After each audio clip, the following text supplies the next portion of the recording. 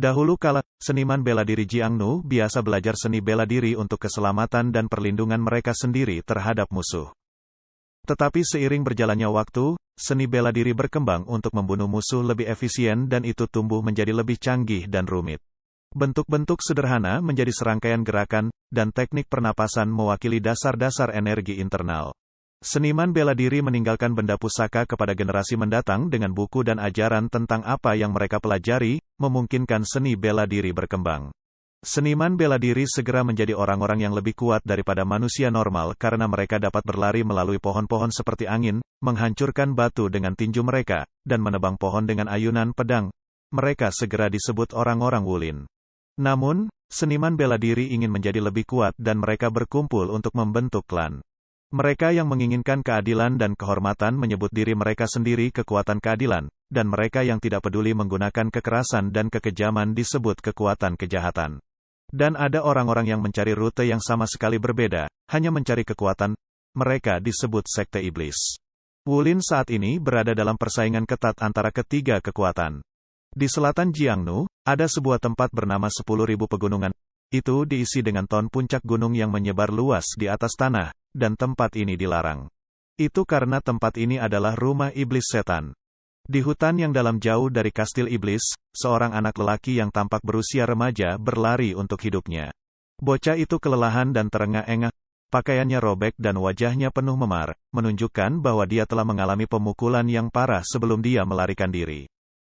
Bocah itu meludah, ketika dia melihat 5 pria bertopeng menunggu untuk menangkapnya. Dia telah berlari sangat keras selama 30 menit terakhir, tetapi sepertinya dia tidak bisa pergi. Bocah lelaki itu memegangi kakinya yang gemetaran dan menatap lelaki bertopeng. Wajah mereka tertutup, tetapi mudah untuk melihat bahwa mereka semua menyeringai. Bocah itu mengerutkan kening. Jika mereka telah menunggunya di sini, maka tidak ada gunanya baginya untuk terus berlari ke arah ini. Orang-orang bertopeng semua menarik pedang mereka dari punggung mereka, mata mereka dipenuhi dengan niat untuk membunuh bocah itu. Itu adalah kehidupannya yang mereka inginkan, sepertinya berbicara dengan mereka tidak akan berhasil. Dia telah menggunakan semua energi internalnya untuk berlari ke sini, jadi dia tidak punya energi lagi untuk berlari atau bertarung. Tetapi bahkan dengan kematiannya menunggunya, matanya dipenuhi dengan kemarahan bukannya ketakutan. Mengapa? Saya sudah menyerah untuk bergabung. Bocah itu kehilangan kata-kata. Dia mengharapkan hari ini akan datang sejak dia masih sangat muda, tetapi dia tidak berharap itu akan datang bahkan sebelum dia bergabung dengan akademi. Laki-laki bertopeng lainnya mulai membuat komentar juga. Bocah itu kemudian dipenuhi amarah.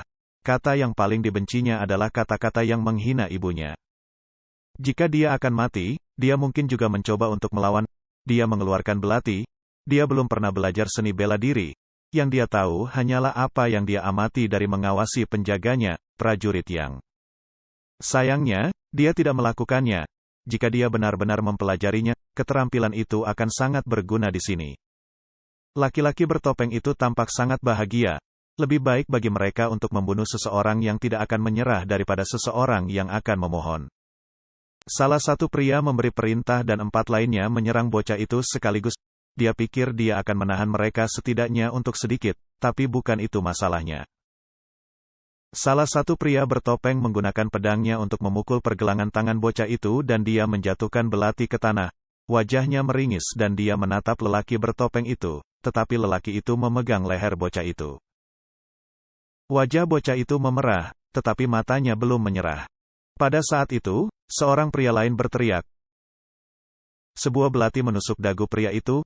Bocah itu telah menyembunyikan belati lain, dan serangan itu membunuh pria bertopeng itu sekaligus. Pemimpin pria bertopeng yang sedang menonton menjadi tertarik. Sepertinya bocah itu mengincar ini sejak awal. Seorang pria lain masuk dan menendang bocah itu, mengayunkan pedangnya ke perut bocah itu. Bocah itu tidak pernah merasakan sakit seperti itu dalam hidupnya. Rasa sakit membakar dari perutnya dan darah melonjak dari tenggorokannya. Tetapi membunuh setidaknya 1 dari mereka membuatnya merasa lebih baik. Lagi pula dia akan mati. Pria bertopeng itu menginjak luka bocah lelaki itu dan bocah itu menjerit kesakitan. Tanah itu basah oleh darah. Lelaki itu bisa saja membunuh bocah itu sekaligus, tetapi dia tampaknya memberi bocah itu kesakitan sebanyak mungkin. Pemimpin itu tampaknya tidak menyukai apa yang terjadi, tetapi dia tidak bisa menghentikannya karena itu untuk membalas dendam rekan satu timnya. Mendadak, cahaya terang bersinar seolah-olah baut kilat telah menyerang. Ketika cahaya menghilang, mata pria bertopeng itu berubah kaget. Darah menyembur seperti air mancur. Pria bertopeng yang telah menginjak bocah itu telah kehilangan seluruh bagian atas tubuhnya di mana darah menyembur ke atas. Bocah itu juga kaget. Jika dia tidak salah, garis cahaya putih telah menghajar pria itu dan tubuhnya meleleh. Pemimpin itu menunjuk ke arah tertentu dengan kaget, dan ada seorang pria aneh dengan pakaian aneh. Pria itu kemudian menghilang. Itu tidak melalui keterampilan gerakan apapun, seolah-olah dia telah berubah menjadi tidak terlihat sehingga dia tidak bisa dilihat. Cahaya lain kemudian mengenai pria lain, membunuhnya juga. Yang tersisa hanyalah pemimpin dan pria bertopeng yang tersisa. Jika itu bukan sinar energi yang dikatakan digunakan oleh prajurit yang sangat terampil, tidak ada hal seperti itu yang bisa langsung melelehkan manusia. Bocah itu kehilangan banyak darah, jadi dia akan tetap mati. Pemimpin itu mencoba mengirim sinyal agar lelaki itu mundur, tetapi dia kemudian disambar petir dan dia juga menghilang. Pria itu berteriak panik dan mencoba lari, tetapi dia juga tersambar petir. Setelah semua orang terbunuh, bocah itu tersenyum dan terkekeh. Kemudian, seorang pria berpakaian aneh menampakkan dirinya di depan bocah itu. Dia ingin berteriak kaget tetapi dia tidak punya energi untuk melakukannya. Bocah itu mengerutkan kening, tetapi dia tidak punya energi untuk berbicara dan tubuhnya menjadi dingin. Dia kehilangan banyak darah. Saat itulah dia mendengar suara bip aneh. Kemudian dia melihat sesuatu di pergelangan tangan pria berpakaian perak itu dan menjadi kaget. Pria itu mengeluarkan dua hal dari tas kecil. Salah satunya adalah jarum suntik. Bocah itu hampir diambang kematian. Pria itu kemudian menyuntikkan jarum suntik di bagian belakang telinga anak itu. Dia kemudian membawa jarum suntik lain dan memasukkannya ke dalam hati bocah itu. Pria itu memanggil anak itu. Dan dengan itu, pria itu menghilang. Bocah itu kemudian mendengar suara aneh di telinganya. Nomor seri 03445325893.